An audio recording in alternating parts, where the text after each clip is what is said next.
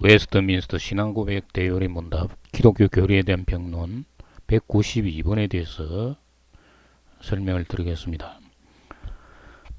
질문은 셋째 기원에서 우리는 무엇을 위하여 기도하는가? 답은 셋째 기원은 뜻이 하늘에서 이룬 것 같이 땅에서도 이루어지이다.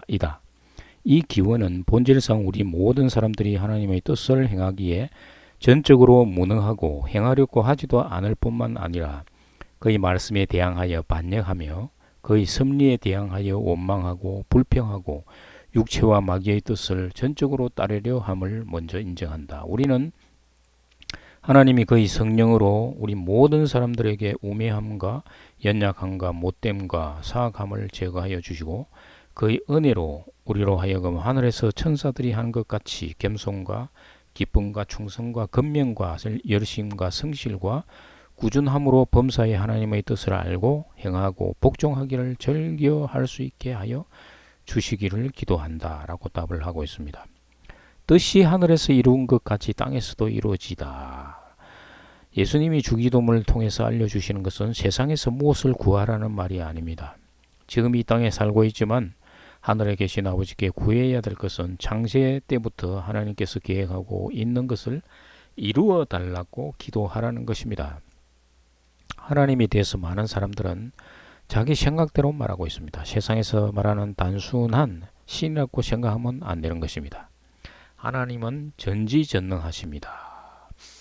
그리고 하나님은 전지전능하시다라고 말을 하지만 인간들은 하나님을 자기식의 전지전능으로 생각을 하고 있는 것입니다. 예를 들어서 하나님이 세상을 창조하시고 하나님이 보시기에 심히 좋았더라라고 하셨는데 하나님이 전지전능하시다라는 것을 믿는다고 하면서도 하나님이 세상을 완전하게 창조하려고 했는데 사탄이 개입되고 인간의 잘못으로 인해서 세상이 멸망당할 수밖에 없는 것으로 이해한다면 하나님을 전지전능하신 분으로 여기지 않는 것입니다.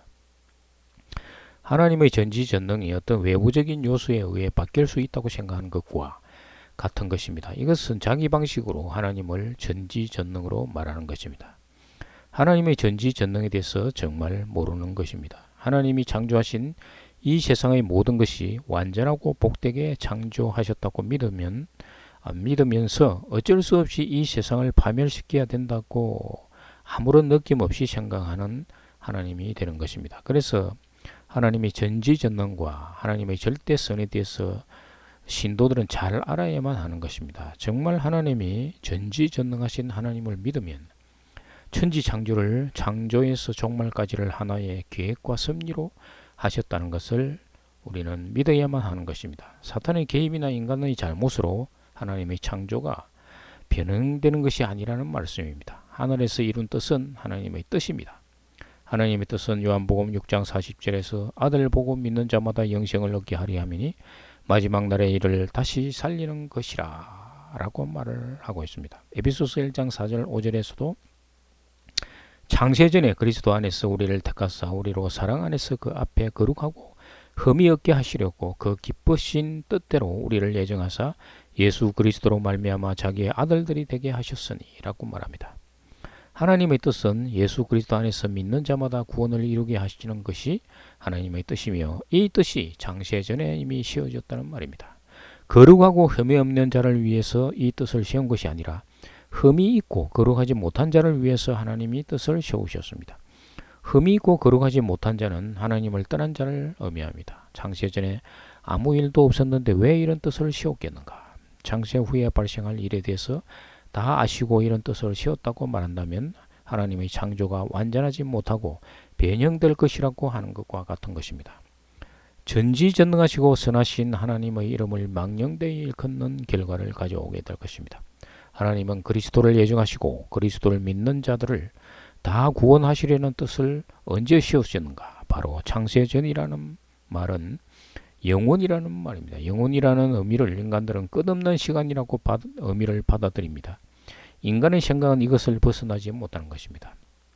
시간과 공간의 개념 안에서 영혼을 이해할 수 없게 되는 것입니다. 왜냐하면 영의 세계에 있지 않기 때문입니다. 시간과 공간의 세계는 영혼의 세계와는 다른 것입니다. 그런데 사람들은 시간과 공간의 세계를 바탕으로 영혼의 세계를 이해하려고 하는 것입니다. 물질 세계는 영의 세계를 표현하기 위해 존재하는 것입니다. 하나님은 이것을 위해서 물질 세계를 창조하신 것입니다.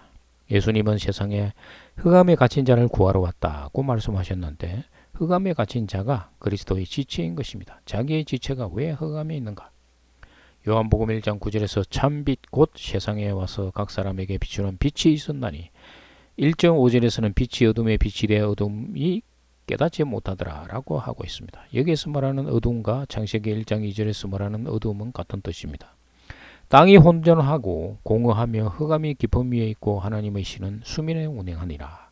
하나님이 가라사대 빛이 있으라 하시매 빛이 있었고, 그런데 빛이 없었기 때문에 어두움 가운데서 빛이 비추어진 것입니다. 흑암에 빛을 비추어 주신 것처럼 흑암 가운데 있는 인간들에게 생명의 빛이신 예수 그리스도가 비춰진 것은 흑암 가운데 예수님이 오신 것을 의미합니다. 창세기에서 말하는 흑암은 세상의 흑암이라는 말입니다. 하나님이 계시지 않는 세상이 흑암인 것입니다.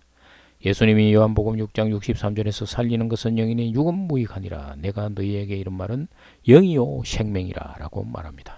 감사합니다.